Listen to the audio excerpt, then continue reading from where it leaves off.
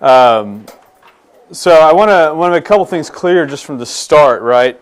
This is not the professional telling you how to do this right. Okay, this is a guy who's learning too. I did youth ministry for about 10 years, and this is my third year teaching in a classical school. Okay, so I have been diving headlong into classical education for a little bit longer than just those 3 years, though, because when I was a youth pastor in Junction City, Kansas, I was working part-time for Cloud County Community College, and I was a recruiter, and I went to a classical school in Topeka, Kansas to recruit their kids to come to our community college. It was Cara Paravel Latin School, and I remember thinking to myself after meeting a couple of other students, they have no business going to our community college. They should be going somewhere much better than this. And I actually took a packet home with me that day to my wife. We had our first child at that time. It was 2, and I said, we are going to classically educate our children. I don't know what that means yet, but we're going to do that. So, just to share with you that this is just all part of the journey that I'm on as well as you, and this isn't a top-down authority structure here. So, but here's what I want to do. I'm calling this classical method and Christian principles for Socratic discussion. So what I want to do is have kind of 3 methodological topics that I want to cover and pair with that kind of a Christian principle to go with it. Okay, so here's the first thing. What is Socratic discussion and what are its uses? That's going to be the classical method we're going to talk about. And the principle that's going to go with it is that we want to question people into truth. We don't want to question them into doubt. Okay? And I'm going to hash this out in just a minute. But the next thing we're going to talk about will be the classical method is the types of questions that we can ask and how we can tailor them to any discussion. And then the Christian principle that will accompany that is that all truth is God's truth, and we want to plunder the Egyptians, a phrase that I'm borrowing from Augustine. Then the third thing we will talk about is how Socratic discussions differ from Harkness discussions. I find that there's a lot of confusion, I think, on what's the relationship between these two things. And so although there's going to be a Harkness discussion you can go to later, and I definitely recommend it because I saw them do it last year, I'm not going to get into all the details, but I do want to delineate what's the difference between Socratic and that.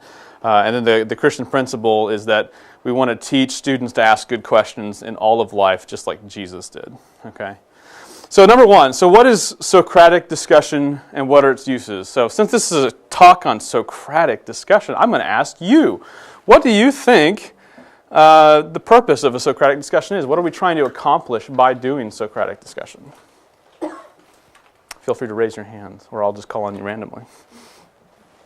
You want students to derive the answer on their own. Okay, good.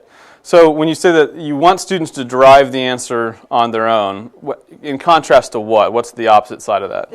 Rather than just giving them the information. Okay. And what does something else like when we are through questioning, asking people, we have a truth in mind that we're trying to bring them to. What does that do for the student when they come to apprehend this truth? What does that create within them?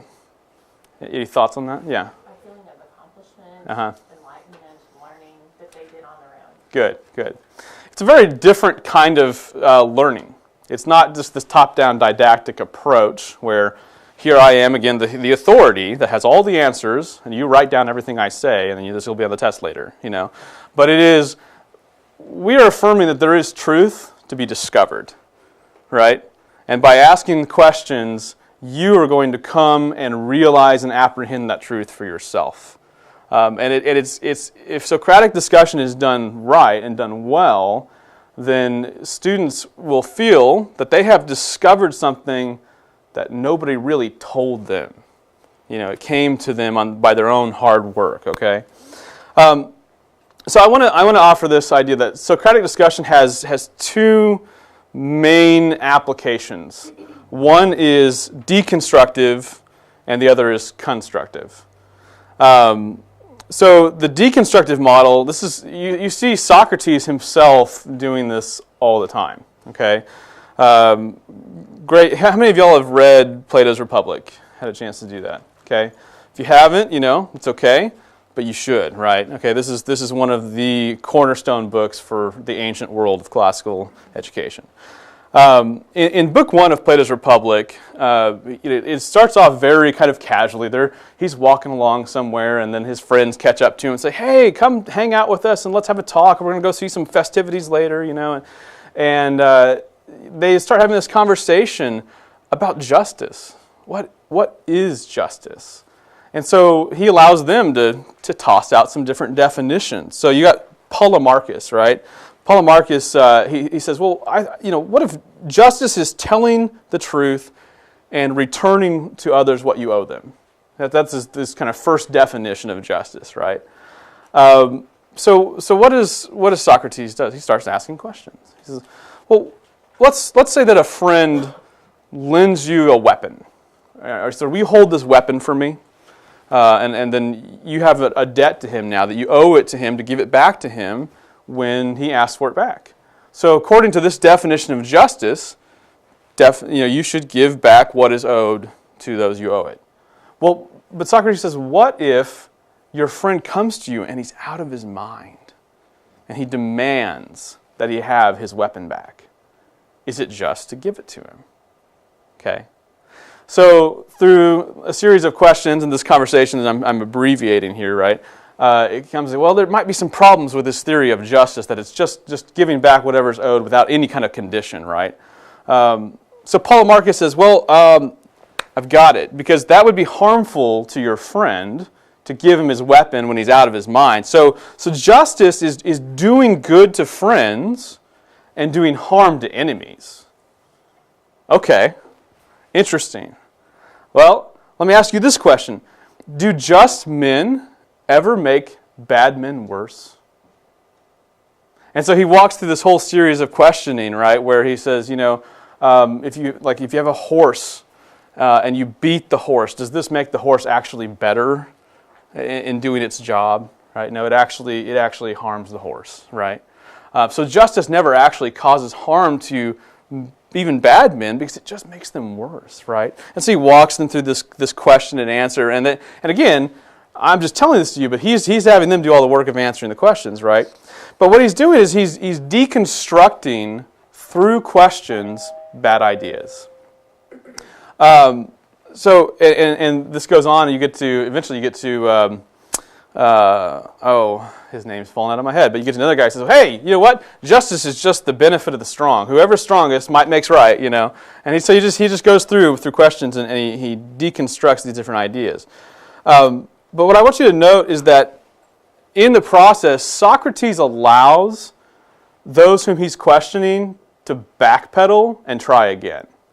And I think that's a really important point, okay? So whether you're taking an issue, a topic like what is justice, or you're reading through Lord of the Rings and you're considering a passage in Lord of the Rings and whether or not it was right of Frodo not to share the ring with Sam, who offers to take that burden for him. Whatever your situation may be, you want to allow students to say, well, this is what I think, and this is why I think it. And you can question if you think there's a flaw in what they're saying, go ahead and begin to start applying the questions that kind of draw out that flaw. But then when they see the problem, allow them to switch gears and try again. Don't jump into, here's what you should have said, right? Like, allow them to take a step back and take a second run at it. But it's really this process of questioning to deconstruct bad ideas is a major part of what you see Socrates doing all throughout the Platonic dialogues.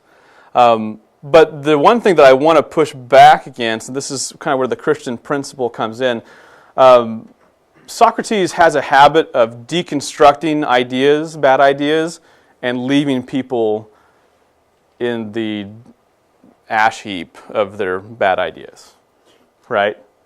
And while there's a certain level that can be appropriate because people need to kind of come full force, full face with, wow, my worldview just led me to a hole, right? What I want to argue, though, is that as Christians, we have the responsibility to rebuild what we deconstruct. The other thing that I want to point out here is that Socrates is very clear that he always stays on topic. So even though Socrates allows people to backpedal, they can say, oh, yeah, that definition of justice, man, that didn't work very well. What about this definition of justice? That's great. What we don't want to do is have rabbit trails. What we don't want to do is say, that whole justice conversation, that makes me think of this topic over here about beauty, Well, if you can kind of hook it in and directly relate it to the topic, you can give a little leeway, right?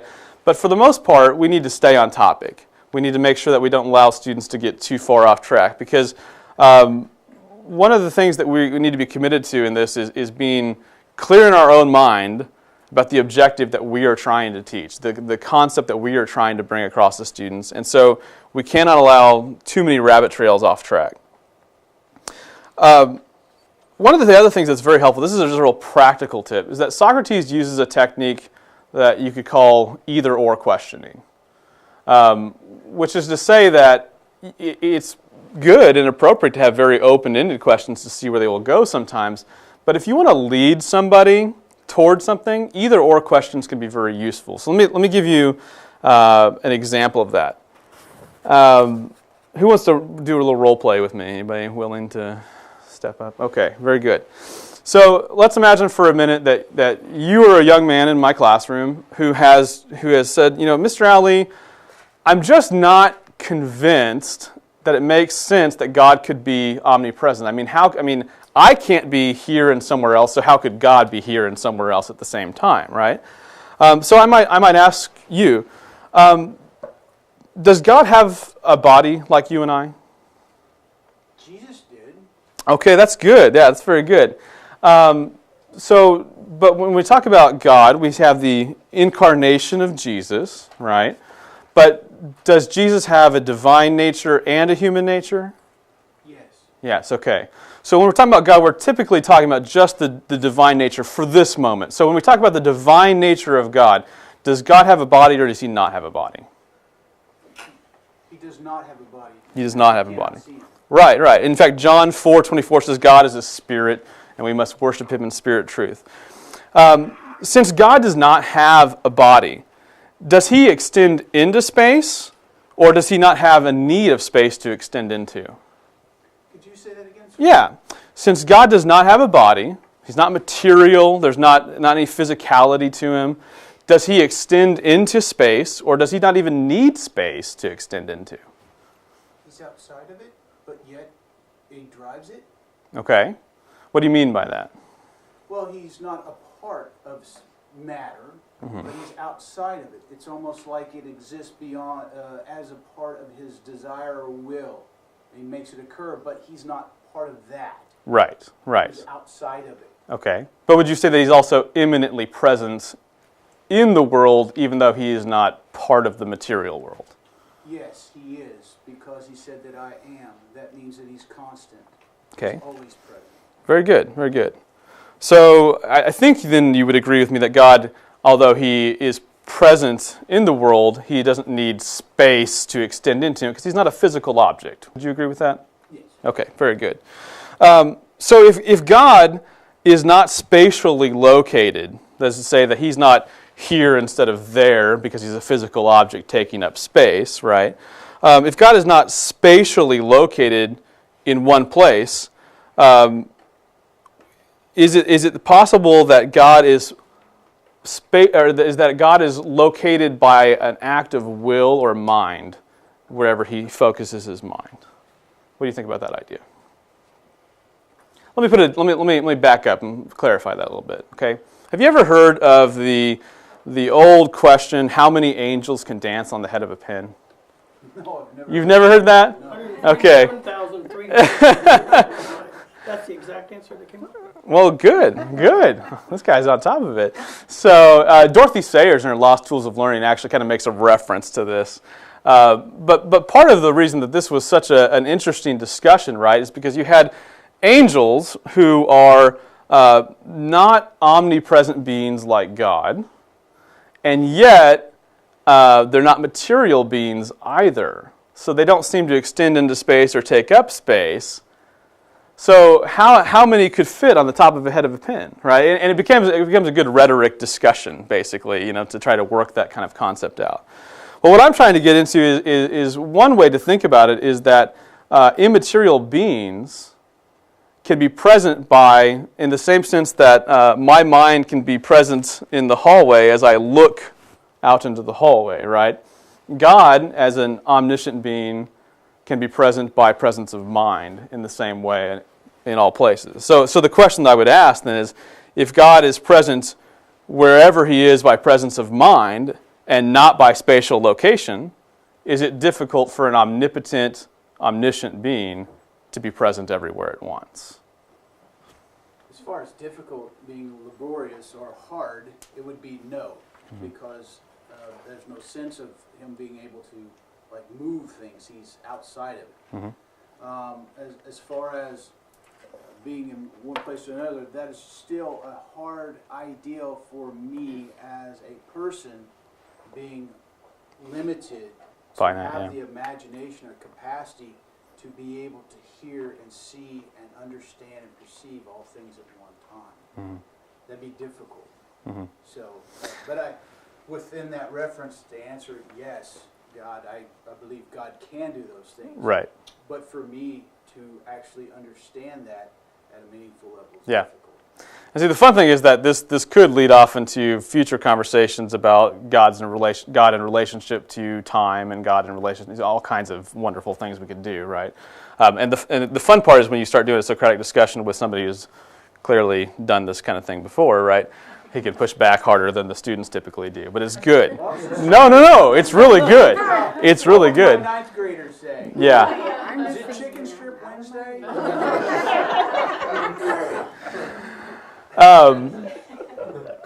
But the main point that I am trying to get at is that through kind of either or questioning, you can allow the conversation to be guided a certain direction. So because open-ended questions can kind of go anywhere, right? But either or questions will allow students to make a pathway decision. And usually if those can be phrased in such a way that honestly it's a little more clear that this is the right way to go. Here they are still engaging in the process of discovery. I made that decision, right? I came to that conclusion myself, and yet they're going down the road that you'd like for them to go.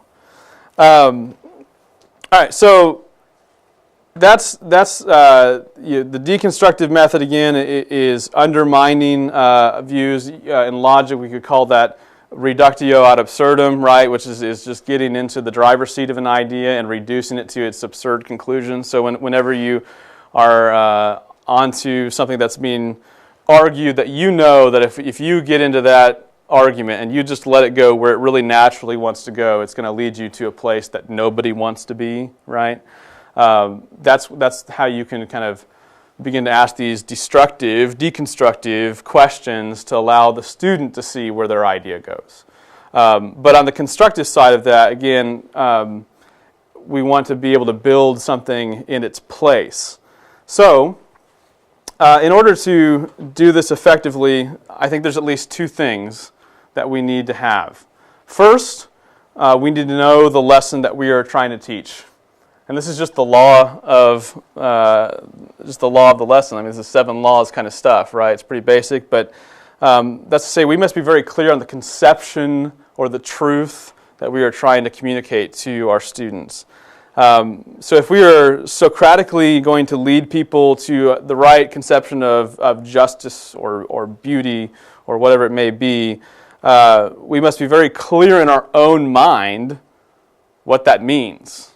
Depending on the topic we're dealing with, this may require a lot of time and attention on our part. And it's one of those things that as I say, I'm a third-year classical teacher. There are certain topics that I'm still, obviously, just grasping to try to really understand and wrap my mind around. But I think we want to be careful about, stuff comes up in class whether you're looking for it or not, but when you are intentionally initiating a Socratic dialogue, right, you don't want to start down that road unless you're pretty sure you have a clear conception of what you're doing. The good thing about the deconstructive method of Socratic discussion is that even when a new idea comes your way, you can start asking questions to see whether or not it follows, right? Whether it's a non sequitur or whether it's, no, this actually makes some sense, right? But if you have a planned out Socratic discussion, I recommend not going down that road unless you have a clear conception already of what you want to teach these kids. So again, first we got to know the lesson that we're trying to teach, law of the lesson. Second, we must know the content of or subject or discussion on a kind of a mastery level. This is the law of the teacher.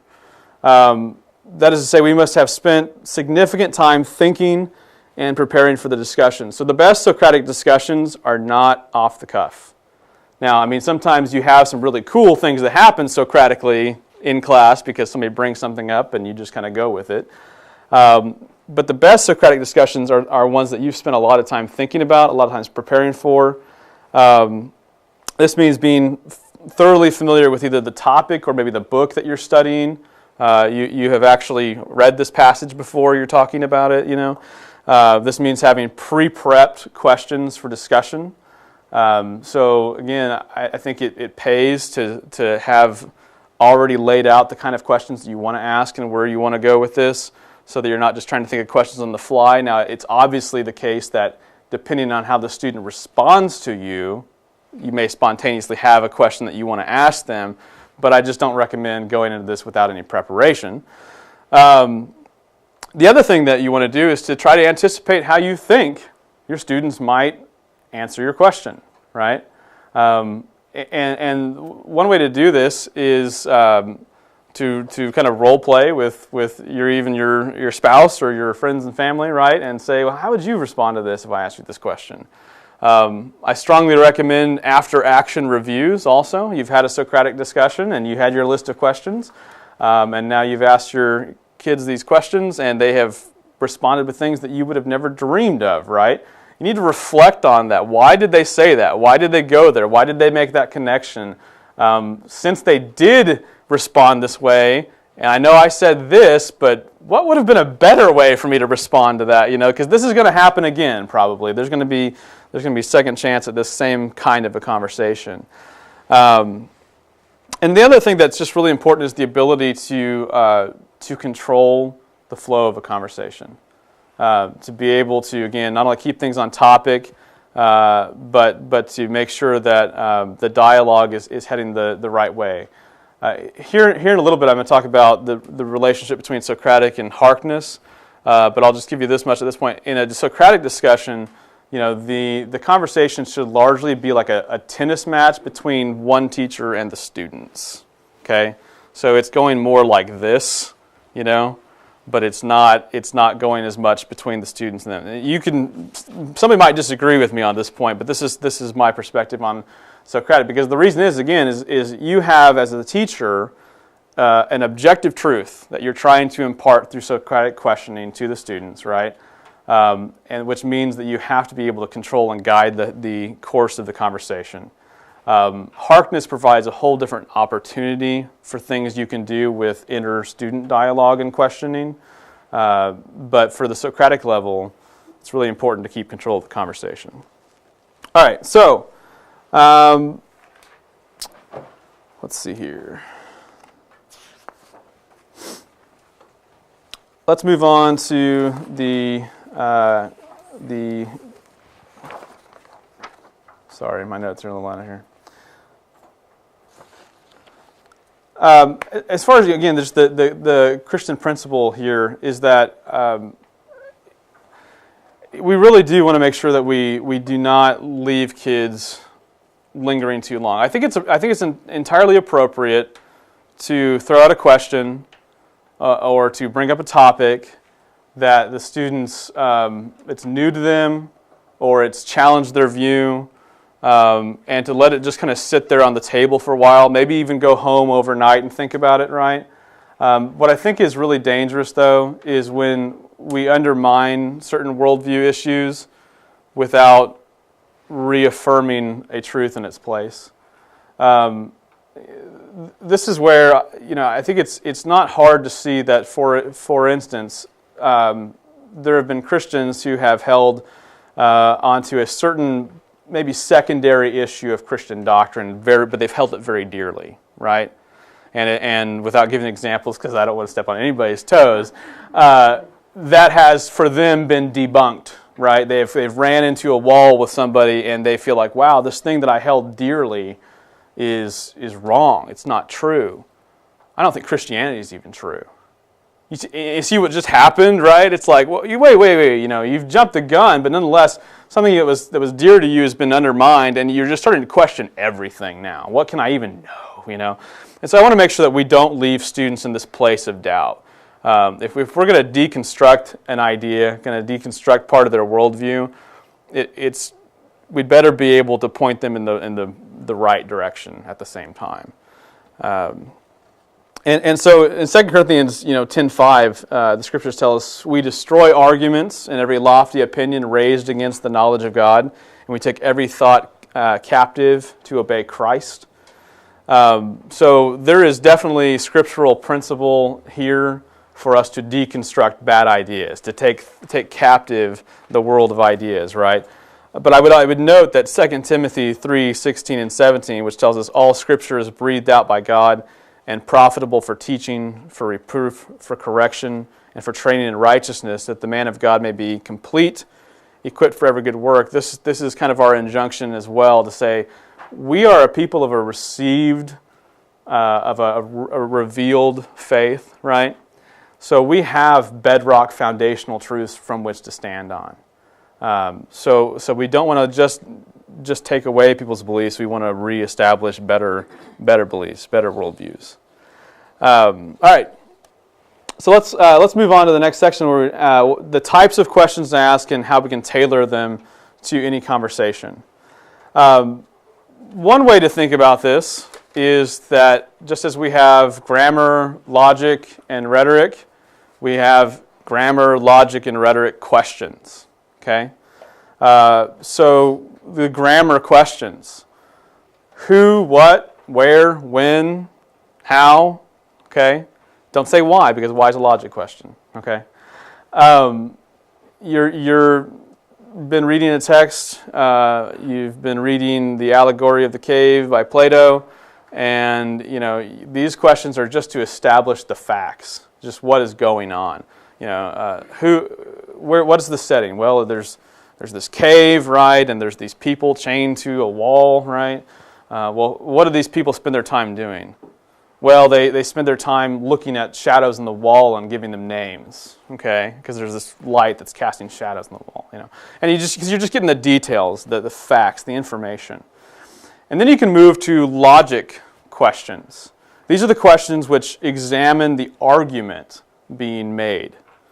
So simply, what is the argument that this author is making? What is he trying to convey to you in this story? Identifying premises and conclusions. I think we want to. Just one thing I've observed from my very limited interaction with a number of schools.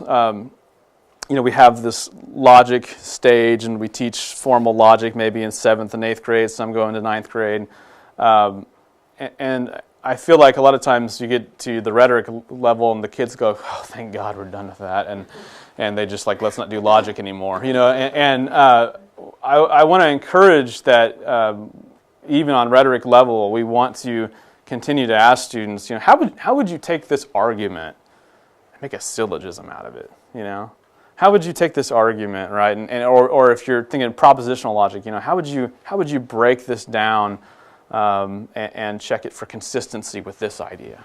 We want to really encourage that to keep happening. So what is the argument being made by this author? Or if you're having a conversation on a topic, take the student's own argument and say, let's test that out. Let's see whether that can be true or consistent, or how would you put that into a syllogism.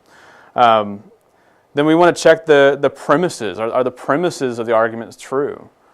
So if we're thinking of like a deductive syllogism, right? Well, how do you ever know ultimately whether a deductive syllogism is true? Well, okay, so you know that if the first premise and the second premise are true and the conclusion follows from the premises, that the conclusion is definitely true. But how do you know if the premises are true? This is where inductive logic comes into play, right? You start offering lines of reasoning or evidence to support one of these premises, right? So you can do that with students. You can say, okay, now that we've taken the argument and we've put it in kind of a deductive form, let's consider each premise and say, well, how would you offer some evidence for this premise? Okay?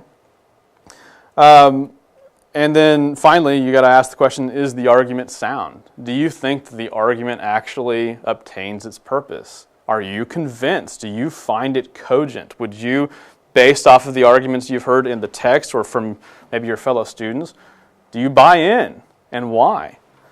So those are good kind of logic questions. Rhetoric questions. These are the questions which consider the way an idea is being or should be conveyed. Does the author primarily make his appeal through logos, ethos, or pathos? So is this first and foremost a logical argument that he's making, a very technical, or is he appealing to maybe our sense of duty and what is right and what ought to be done? Or is he appealing to what pulls at our heartstrings, that this just should move us? How is this information being delivered? We can consider the actual structure if it's of the presentation, whether it's following the five canons, or not, or how do we put it, or how could we put it in to that way? How would you take the same message and repackage it if you were going to tell it to someone else? This is kind of what Selby was just talking about with the progymnasmata. Let's take the basic structure of the argument, or let's take the basic ideas of the argument, and how could you put it in a new light? How could you put it in a new way? So, for instance, if this was a extremely logical argument, right, how could you take the same concept, the same argument, and how could you argue for it using more pathos?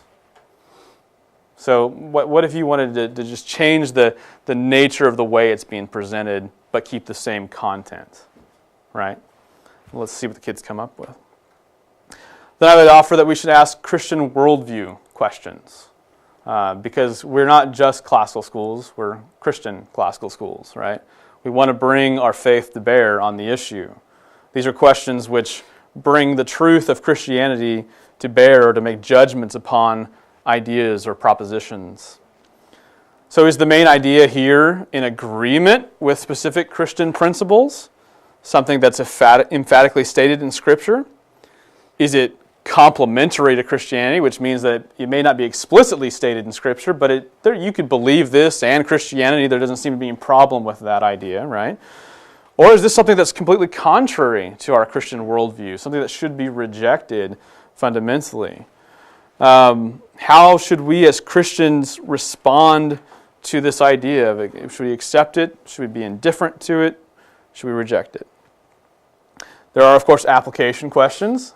Here's the thing I want to say about application questions. People usually start with those. Don't, right? Application, this is good, typical evangelical Bible study, right? What does this mean to you? Don't start there. It's not a horrible question in itself, right? But I don't care what it means to you or how you're going to apply it to your life until after you understand what it says, what argument's being made, why it's being made. So when we get to application questions, it's only in light of having kind of done all the other legwork first, of asking grammar, logic, and rhetoric type questions, and Christian worldview questions. But nonetheless, we do want to say, well, how should this affect us?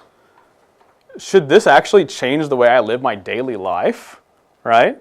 So back to Plato's allegory of the cave, he's trying to get at this idea that this world is actually just the shadow of the real thing, right? And you could even pull in passages like from Hebrews where it talks about the temple being just a shadow of the real thing, the real tabernacle in heaven where Christ went and made ultimately our atonement for us. And so you say, well, is it really the case that there is this world of real objects that are immaterial, but that this world is a copy of? And if it's really the case, right, how does that change how you live? How does that change how you look at mathematics? How does that change how you look at the idea of language when we're calling this red? Okay, well, is this red in the same way that is red? Are they both participating in some sort of redness that's common to both but isn't actually wholly contained by either? Okay, that's an abstract thing, I know, for a lot of us. But the point is these ideas, they're big ideas, and how should that actually affect the way we think and live, right? Sorry, my dissertation gets into all that, so I get really excited about it. Everybody just looks at me like, oh my gosh. The other thing I want to say is I want to give you a couple of tools of I call them digging questions. These don't really fit in the category. They should be used through grammar, logic, rhetoric, all that kind of stuff, kind of questions. But they're just very simple questions to get deeper. And they're really, really easy. In fact, you can do this in any part of your life, learn a lot of things, and irritate people constantly. It's simple. What do you mean by that? You just said this thing. What do you mean by that? And you can tailor that to the specific issue. When you said this, what does that mean? The other question that you can ask is, how did you come to that conclusion? How did you come to that conclusion? What was the reasoning process that led you to think that way? One of the things that you get reading the Platonic dialogues and watching Socrates is he in some way, shape, or form, he does this a lot. And what people often end up admitting somewhere along the way, I don't know what I meant. I know that I said that thing, but I don't know what I mean by the thing that I just said. Okay? And so we want to push our kids to make sure that they know what they're actually saying and why they are actually saying those things, that they have a reason for it. I teach this to our kids in apologetics because constantly people make claims like, oh, science has disproved that there's a God.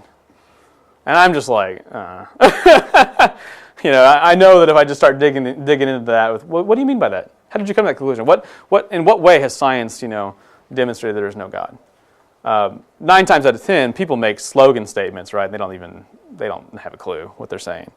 But we want our kids to be better than that. We want our kids to be better than just making like quips and slogan statements. We want our kids to make sure if I'm going to open my mouth and make a propositional claim, I should have reasons for why I think what I think, right? Otherwise, I should probably just be quiet. But they shouldn't be quiet because we want them to talk. There's always that kid that's willing to be quiet the entire time, right? And so the Christian principle that I want to go along with just these kinds of model questions is that we should be looking for truth everywhere. And we should expect that we can find truth almost anywhere. So obviously we have the revelation of Scripture, which is perfect truth, which is the safest place to go looking for truth. You can just kind of soak in that and not worry that you're going to receive something that you don't really want to take in, right? But even when you are reading the works of pagans, or even when you are talking to a staunch atheist, right? The thing is we live in a world that God made, like it or not, right? And people are discovering true things and saying true things even when a lot of their worldview might be messed up, okay? So I want us to go into these classical texts we read or conversations we have with people with different religious or worldview backgrounds than ourselves, knowing that by asking the right kind of questions, we should expect to find truth. But we also want to delineate the truth from the falsity, right? We want to be able to break down these bad ideas and leave the good ones still standing. And this is what Augustine of Hippo referred to as plundering the Egyptians. So I'll just read a quote from him real quick. He says, if those, however, who are called philosophers have said things with which are indeed true and are well accommodated to our faith, they should not be feared. Rather, what they have said should be taken from them as from unjust possessors and converted to our use. Just as the Egyptians had not only idols and grave burdens which the people of Israel detested and avoided, so also they had vases and ornaments of gold and silver and clothing which the Israelites took with them secretly when they fled, as if to put them to a better use. In the same way, all the teachings of the pagans contain not only simulated and superstitious imaginings and grave burdens of unnecessary labor, which each one of us leaving the society of pagans under the leadership of Christ ought to abominate and avoid, but they also contain liberal disciplines more suited to the use of truth, and some of the most useful precepts concerning morals. Even some truths concerning the worship of the one God are discovered among them. So I just appreciate this kind of, and we get this truth from Romans 1, that God has revealed himself in the things that he has made. And although the context of that is so that unbelievers are without excuse, right? It's not a real happy kind of passage, but it is nonetheless the case, right, in both Romans 1 and in 2, that God has revealed himself so that even people who don't know Christ know things about God. They know things that are true because God made a world that has truth in it. And Paul makes this point in Acts 17 as well, when he actually quotes from two different Greek pagan poets, right, making his point when he's at the Areopagus. And so it's interesting to me, and I like to point this out often, that Paul is familiar enough with Greek poetry to quote these guys. So although I'm an avid proponent of studying our Bibles more, right, I don't like the idea that, well, you can't read any of that pagan stuff, because it's just full of lies. Well, yeah, it's got a lot of problems, right? But it turns out that Paul used it for his basis of launching the gospel into Athens, right? Because they had actually mined out this truth that in him we live and move and have our being, right? He's like, see that thing you said? That's right. That idol to the unknown God, or that statue to the unknown God, right? Guess what? You're right. He's the only one, though. Okay, so let's affirm the good and the truth, and let's build on that and deconstruct the other ideas that are not so hot. All right, I want to move on to, so how is Socratic discussion different from Harkness discussion? Socratic discussions are driven by the instructor. Dialogue, again, is this bouncing back and forth like this. Okay, so I'm on a 1-on-20 tennis match, right? And but it always comes back to me, which allows me to direct the conversation the way that I want it to go. Harkness gives a topic to the students, which they should study and prepare for beforehand. Each student then should use a mix of sharing their views on the matter and employing the Socratic questioning techniques to expose flaws in other students' view. Ideally, students should be willing to abandon their own view if they find out that one of the other students is more correct than they are. So one of the things that, I don't know how much you've done of looking at Harkness discussions. The beginning of Harkness comes from a place where they actually are kind of more wishy-washy about truth. I don't know if you're familiar with the background of where Harkness developed. But we need to move this into our Christian context, okay? So in Harkness discussions, in a lot of colleges that use them, that are secular colleges, it's kind of like, let's all just have this conversation and we can learn from one another, but where we end up, it doesn't really matter as long as we had a great conversation, right? I want to make sure that we're really affirming truth exists. It's objective, it's real. If you're not in line with it, you're wrong, And so, although Harkness discussions allow for students, allow for this conversation to kind of go a lot of different directions, it could go a lot of places, what we have to affirm constantly is that there is actually a truth to be had in this issue. It could be that a Harkness discussion happens, and nobody actually grabs the truth in that. Okay, so in a Socratic discussion, obviously this is why I say you have to have the truth clearly conceived to bring it to the students. But in a Harkness discussion, it could be that the students kind of miss the mark, and you may have to have some after-action discussions after that's kind of completed, because we don't want to leave. Oh, yeah, Johnny, he had the best idea of all this, and it's like, yeah, great, Johnny's teaching Mormon theology right now, though, we don't want to leave that just there, so we may have to come up and do some cleanup duty. But as a Socratic discussion, where there's a definite lesson to be learned, Harkness discussions, they really can go many different directions, but the role of the leader is to keep this there's a boundary line we're trying to keep the discussion in, okay? So whereas in the Socratic, I'm very driven and focused, making sure this goes the direction I want it to. In a Harkness discussion, I'm actually letting the kids do most of the work. Hopefully what they have done as they've come up through logic school and had a lot of Socratic discussions, they've learned how to ask the right kind of Socratic questions. They've learned how to pursue truth for themselves. And now Harkness is the time to let them do it, to kind of get out of the way, right? So your role in this case then is just to be like, okay, Johnny, that was awesome, but it's a little off topic. So even though I think you had a good idea, let's go back this way. Okay, now Emily, go ahead and pick up where you left off because I think you really had something to say. Go ahead and go. So you're just kind of keeping it in bounds, but again, you're letting them do their thing. Socratic discussion, it allows us as teachers to model the process of getting to truth through questioning. But Harkness discussions are the students' chance to use what they have learned through Socratic instruction. So in my opinion, and this may be, again, something that pedagogically some might disagree with, but in my opinion, we should be very heavily Socratic-centered in the logic stage. And about the time we get to 10th and especially 11th and 12th grade, we should be doing a lot more Harkness. We should be doing a lot more letting the students drive the conversation. Because if we've done our job right on the Socratic level, we've given them the tools they need to pursue truth together. And Harkness also has the benefit of allowing students to learn how to actually dialogue back and forth with arguing for truth, but not getting angry, right?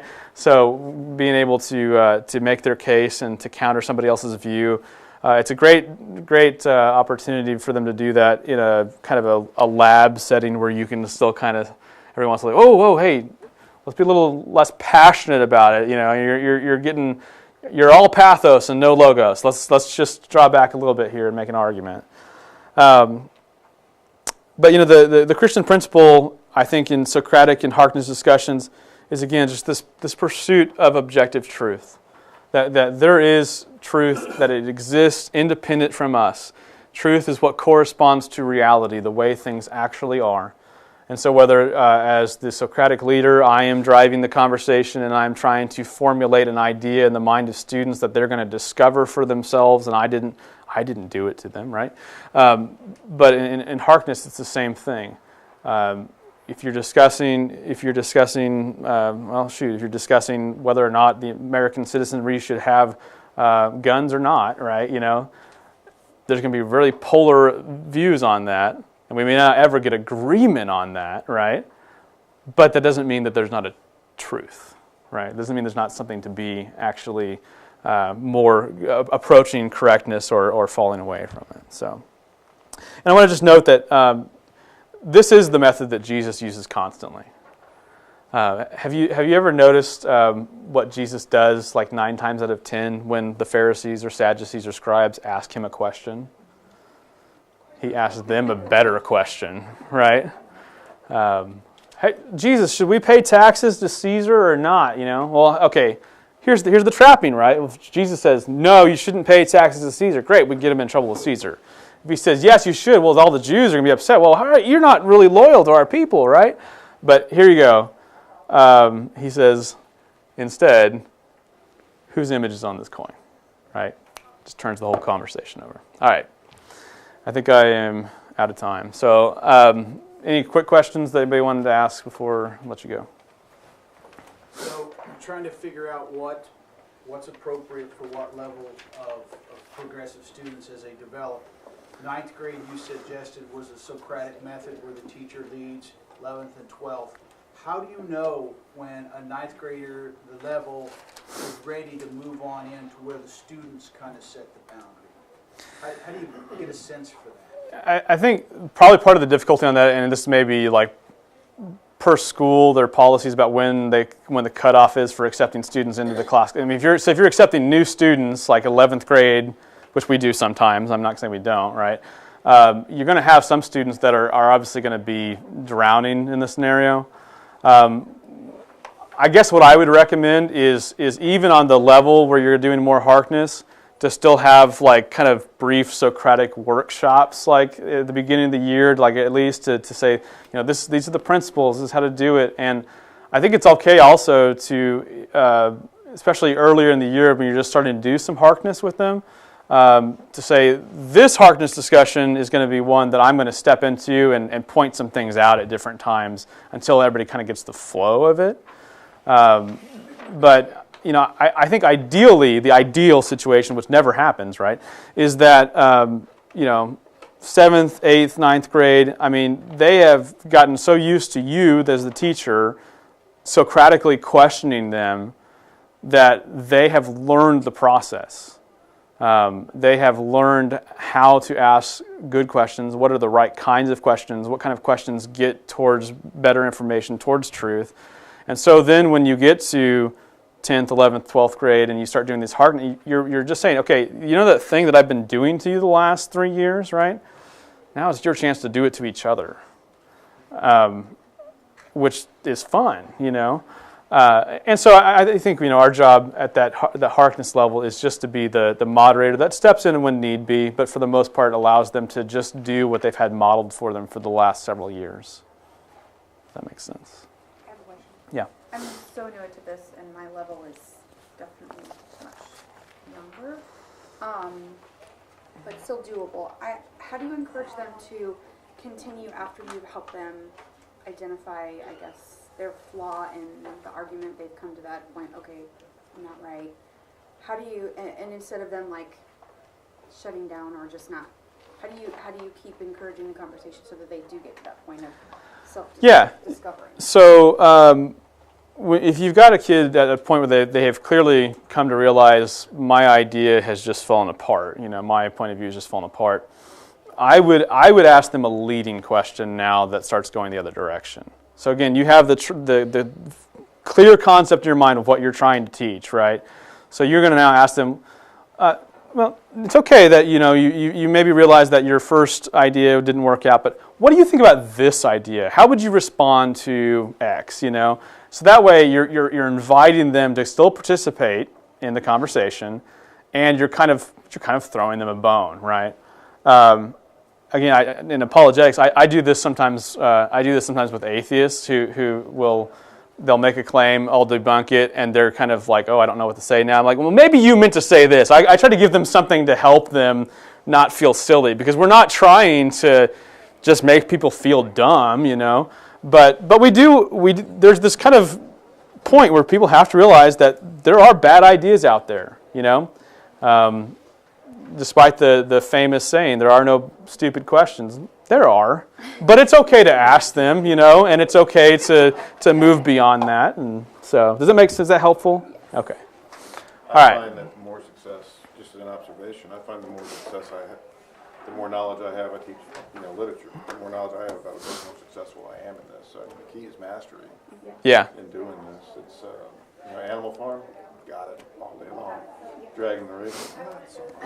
Yeah, and it really is. I mean, practice makes perfect. The more you do this, the easier it becomes. You'll have days that are awesome and days you're like, I just totally messed that entire conversation up, and it'll be okay. All right, thank you, everybody. Appreciate it.